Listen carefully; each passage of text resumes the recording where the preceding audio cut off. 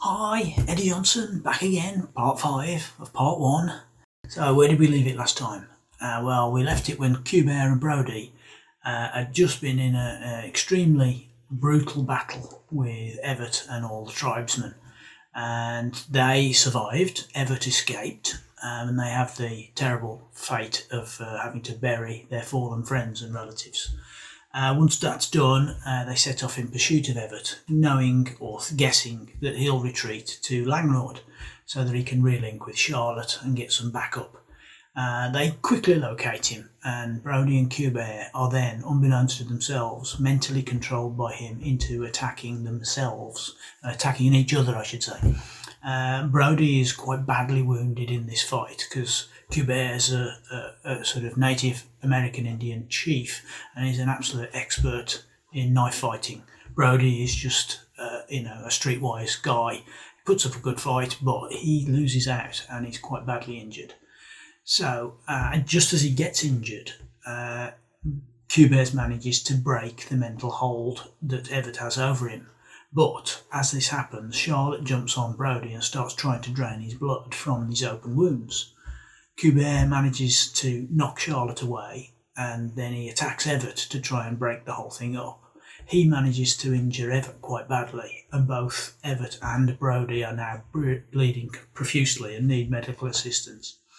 So Everett's now forced to relinquish his subversion of Charlotte, and she becomes her true self, the nurse that she always was prior to being affected by Everett's control.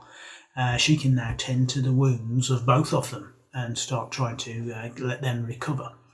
So Brody's now left recovering, knowing that his choice lies between allowing Everett to be in charge and to use the mystical previously mentioned book called the Necronomicon to get them both home, and that possibly might kill Charlotte and Cubair in the process, because the likelihood is that the phase that they're in at the moment will be destroyed as and when they leave it.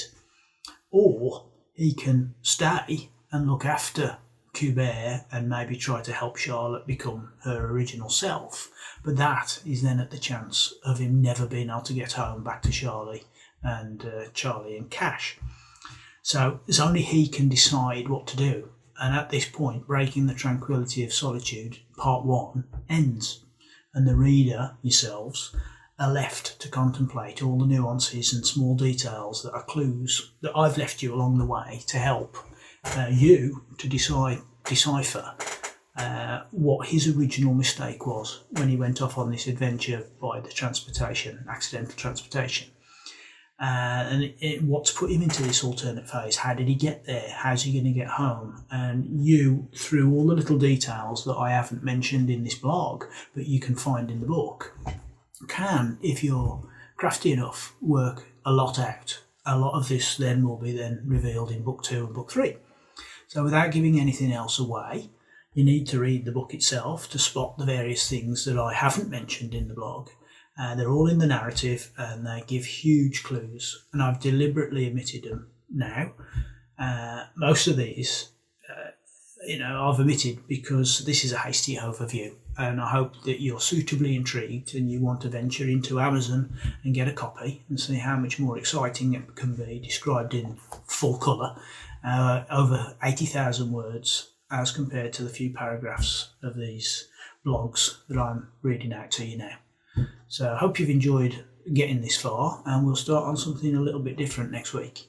So good luck getting the book. Leave me some feedback. It's easy to find. It's on Amazon. Breaking the Tranquillity of Solitude, otherwise found at www.edjpublishing.com.